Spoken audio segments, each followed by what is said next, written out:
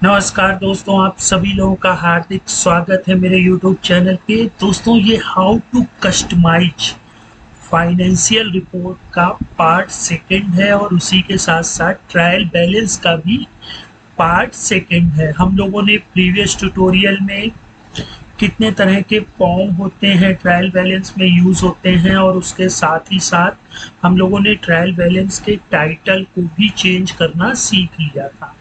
अब दोस्तों देखिए, ट्रायल बैलेंस होता क्या है और बनता क्या है, मैं एक छोटा सा एग्जांपल से इंट्रोडक्शन आप लोगों को दे देता हूँ।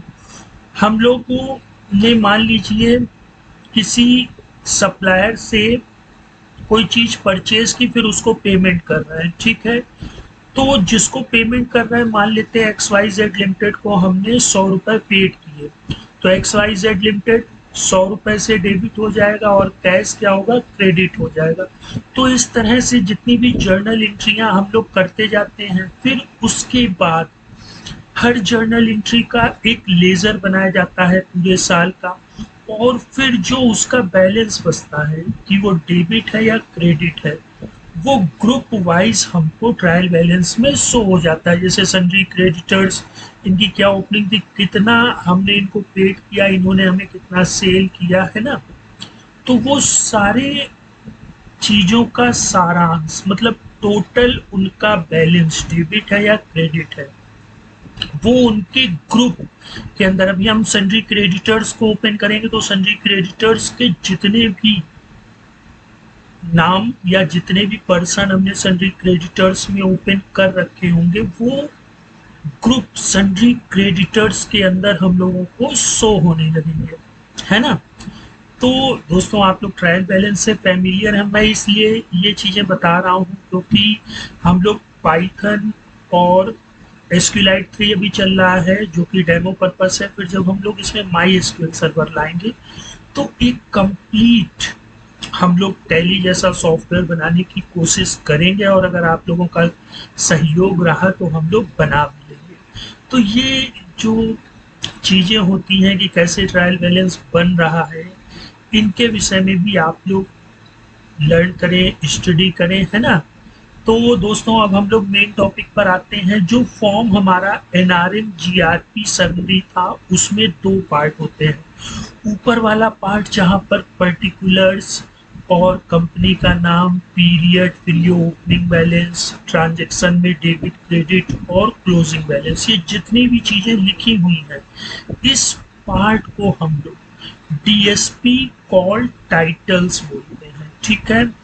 ये टैली सोल्यूशन वालों ने इस चीज का नाम रखा है, तो ये चीजें आप याद भी कर सकते हैं, या डेवलपर मोड में टैली को ओपन करके जब आप लोग इसको वॉच करेंगे, तब भी वहां पर जब आप कर्सर ले जाएंगे तो वो DSP कॉल टाइटल्स आप लोगों को नाम शो करा देगा। इसी तरह जो इसके नीचे वाला पार्ट होता है, जहां पर पूरे डेटास होते हैं ट्रायल बैलेंस से संबंधित, यहाँ तक कि उनका ग्रांड टोटल वगैरह, इस पार्ट को हम लोग DSP ACC बॉडी बोलते हैं, ठीक है। तो जो हमारा ट्रायल बैलेंस का फॉर्म होता है NRM GRP समरी, उसमें दो पार्ट होते हैं। पहला पार्ट DSP कॉल टाइटल और दूसरा DSP ACC बॉडी। तो दोस्तों, हम लोगों ने क्या किया कि एक बैकग्राउंड एट्रीब्यूट होता है जिसकी सहायता से हम लोग फॉर्म को भी कस्टमाइज कर सकते हैं और साथ ही साथ पार्ट को भी कस्टमाइज कर सकते हैं। तो कस्टमाइजेशन के लिए वही सिंपल हमारा जो होता है has part DSP call title, और इसका बैकग्राउंड हम लोगों ने क्या कर दिया, ब्लू कर दिया। फिर इसके बाद जो दूसरा पार्ट होता है DSP ACC बॉडी, इसका बैकग्राउंड हम लोग क्या कर देंगे, ग्रीन कर देंगे, ठीक है।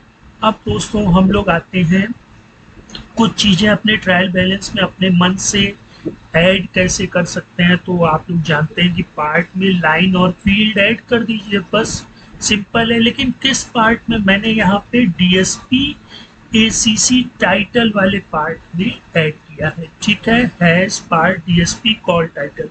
अब यहाँ पे मैंने सबसे पहले लाइन ली है, ठीक है। लाइन का मतलब क्या होता है कि जहां पर फील्ड रखी जाएगी। भाई ये तो पूरा हमारा डीएसपी कॉल टाइटल्स है, ठीक है, लेकिन अब यहाँ पे कहाँ रखना है उसके लिए हमें एक लाइन की जरूरत होगी, और वो लाइन हम लोगों ने माई लाइन के नाम से बना ली है। लेकिन लाइन हमको कोई भी चीज शो नहीं कराती है।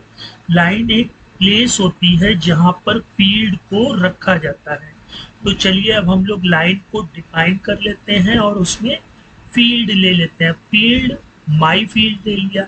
अब भी कोई चीज नहीं दिखाई देगी, क्यों दोस्तों? जब तक फील्ड में हम लोग सेट एज एट्रीब्यूट को लेकर के डिफाइन नहीं करेंगे।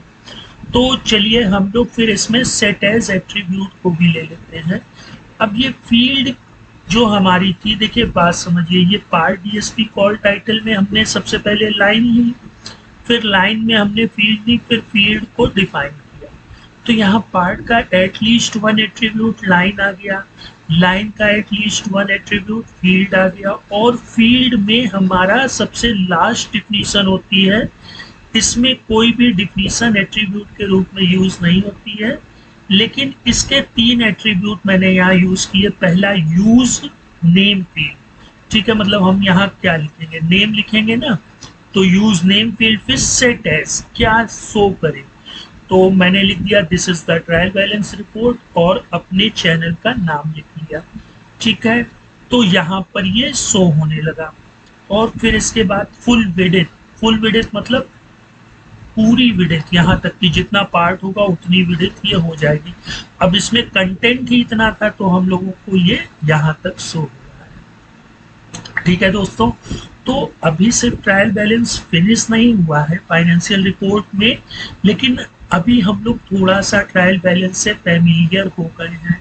अब हम लोग आगे आने वाले ट्यूटोरियल में बैलेंस शीट के विषय में थोड़ा सा देख लेंगे, कैसे उस स्क्रीन को हम लोग कस्टमाइज कर सकते हैं। फिर इसके बाद प्रॉफिट एंड लॉस। तो अभी हम लोग सिर्फ थोड़ा थोड़ा एनालिसिस कर ले रहे हैं, फिर आगे आने वाले ट्यूटोरियल में हम लोग इसमें और बेसिक की चीज़ें ऐड करेंगे, ठीक है। तो दोस्तों बने रहिए यूट्यूब पर और वॉच करते रहिए मेरे चैनल को, और अगर आपको ये चैनल अच्छा लग रहा है तो दोस्तों के साथ शेयर जरूर करिए और चैनल को सब्सक्राइब करिए। तो फिर मिलते हैं दोस्तों नेक्स्ट टाइम, तब तक आप लोग अपना ख्याल रखिएगा। गुड बाय दोस्तों।